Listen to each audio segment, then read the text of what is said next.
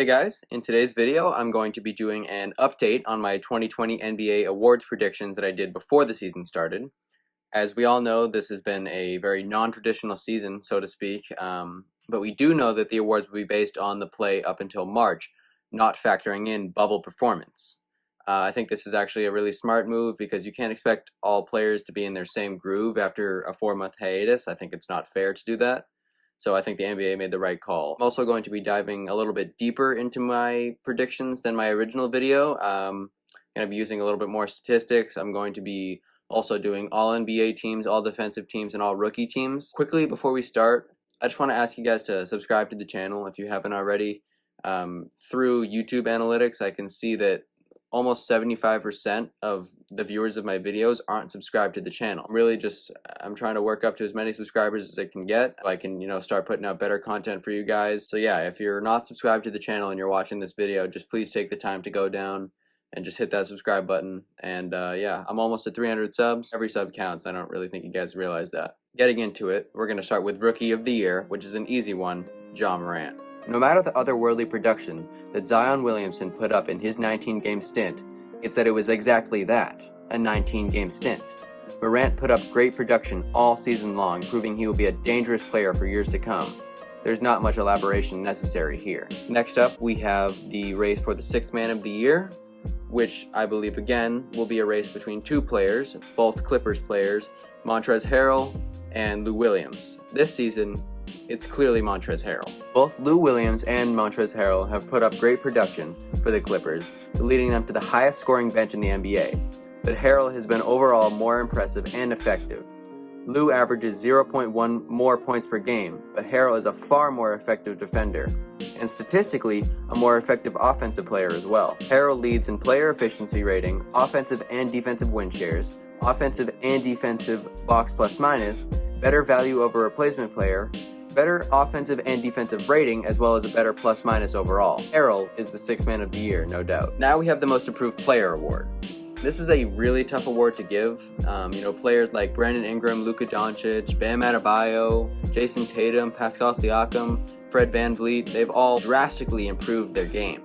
And I could really see the award going to any of them. Players like Ingram and Luka have drastically improved their offensive game, while players like Siakam and Tatum have improved their offensive game and taken that next step on defense. But the player that has shown the most improvement is Bam Adebayo. Bam has become a top 3 to 5 center in the NBA and has drastically improved his interior and mid-range scoring, taking less shots at the basket and more shots from 3 to 10 feet, but shooting 3% better at each spot. While his minutes have drastically increased, most likely leading to his increased production, it is not a 1-to-1 ratio factoring his minutes.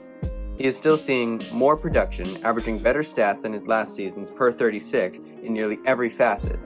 His passing and playmaking has been extremely important to the Heat, averaging the 3rd best real plus-minus amongst the centers in the league with at least 32 minutes per game. There could be a few players that can win this award, and I would not be mad at that, but Bam Adebayo is my most improved player. Now, on to Coach of the Year, which is Nick Nurse, hands down. Billy Donovan has done an amazing job with the Thunder, along with the typical Budenholzer mention, but what Nurse has done, dealing with injuries, dealing with the loss of a top 3 player in Kawhi Leonard, has been outstanding, leading the Raptors to the 2nd seed.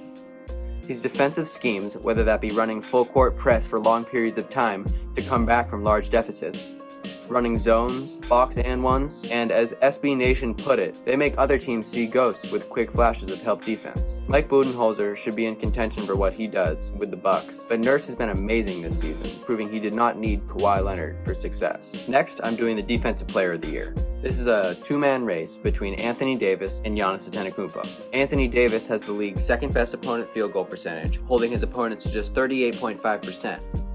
Anthony Davis also holds opponent to just 52% at the rim, good for 20th best in the league. He also has the most total steals and blocks out of any player in the entire NBA, but Giannis is just on a different level. Remember how AD has the 2nd best opponent field goal percentage? Giannis has the best by an additional 2%, holding his opponents to just 36%, while guarding the other team's best opponent. Anthony Davis has the 20th best opponent field goal percentage at the rim? Well, Giannis has the best, holding his opponents to just 41.8% at the rim, nearly 25% worse than the league average. The Bucks already have the best defense, allowing just 103 points per 100 possessions, But with Giannis on the floor, that drops to an even better 97 per 100. And while you may say, oh, well, the Bucks have, guards like Eric Bledsoe to guard the best guard and a center like Brook Lopez to lock down the paint. While that may be true, when the Bucks run Giannis at the 5, they have an even better defensive production, allowing just 94 points per 100 possessions. As much as Anthony Davis' traditional stats make you want to pick him for Defensive Player of the Year, Giannis is the Defensive Player of the Year under real analysis. And before I get to my MVP pick, I want to, create a little bit of suspense, and I want to factor in the All-NBA, All-Defensive, and All-Rookie teams first. So, starting with the All-Rookie teams, on the first team I have John Morant, Kendrick Nunn, Brandon Clark, Zion Williamson, and Terrence Davis. Obviously, the biggest and most obvious choices are Ja and Zion. Both have improved their teams drastically and have put up major production, and are 1 and 2 in the Rookie of the Year race. Kendrick Nunn had an amazing start to the season and was the early frontrunner for Rookie of the Year, but his production faded a little bit as the season goes, but he still put up great numbers. Clark has been solid all season long, and Terrence Davis brought a lot of defensive value to one of the best defensive teams in the NBA with the Raptors, and has been a really solid 40% three-point shooter. On the second team, we're going to have Rui Hachimura, Eric Paschall, Kobe White, PJ Washington, and RJ Barrett. Usually, the rookie second team sees some significant drop-off, but you could argue some of these players like Washington or White into the first team. This has actually been a much deeper draft than people think. All of these players have played great individually, but none have really contributed to team success, which is why they are on second team. On to all defensive team number 1, which is going to be Marcus Smart, Ben Simmons, Giannis Antetokounmpo, Anthony Davis, and Rudy Gobert. All of these players have put up insane defensive production. Giannis, Marcus, and Ben have shown they can all guard 1 through 5 at an extremely high level, as well as racking up steals, blocks, deflections, loose balls recovered. All three of these guys are the definition of hustle and grit. Anthony Davis is a great perimeter and rim defender, as we already went over in the Defensive Player of the Year conversation. And Rudy Gobert is one of, if not the most effective rim protector in the NBA, with the Jazz allowing 7 points less per 100 with him on the court than without him. He's first in defensive real plus minus, first in defensive Raptor rating, and first in defensive player impact plus minus. That team is pretty much a lock. Second team all defense was a little bit harder to choose, but here goes. Patrick Beverley, Eric Bledsoe, Kawhi Leonard, Jason Tatum, and Bam Adebayo. Players like Pat Bev and Eric Bledsoe are always going to be amazing at locking down other guards, no matter who it be, but their defensive prowess does not span much farther than the 2, maybe 3 if it's a small 3. Kawhi Leonard just hasn't been putting up the otherworldly stats that he usually does, and has been a little bit more average, if you want to say, on defense than years past, mostly because he's clearly taking it easier in preparation for the playoffs. Jason Tatum has taken leaps and bounds on the defensive side of the ball. Third in defensive real plus minus for forwards with at least 32 minutes per game.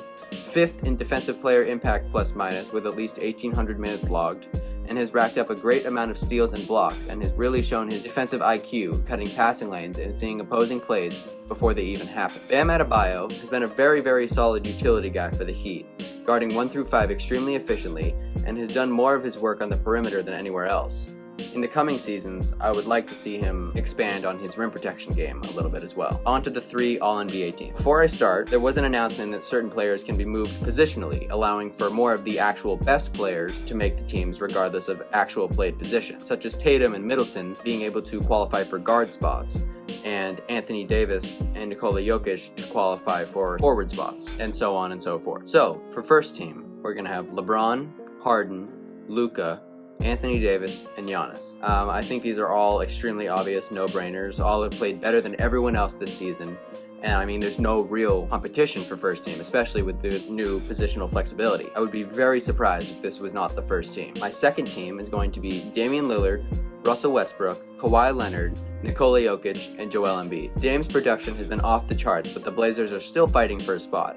And as I went over in the last video, it's not exactly Dame's fault that they are not as good after making the Western Conference Finals last year. Russ has been the best Rockets player since January, and is having a great overall season.